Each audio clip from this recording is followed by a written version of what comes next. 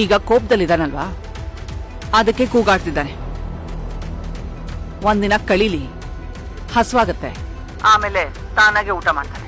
ಆದ್ರೆ ನೀವು ಅವನು ಕೊಡೋ ಊಟನ ಯಾವುದೇ ಕಾರಣಕ್ಕೂ ತಪ್ಪಿಸ್ಬಾರ್ದು.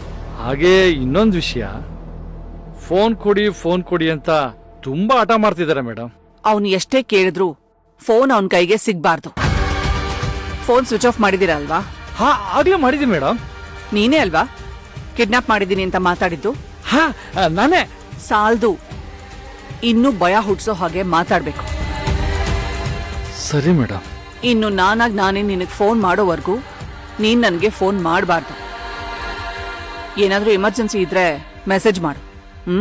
ಹುಷಾರು.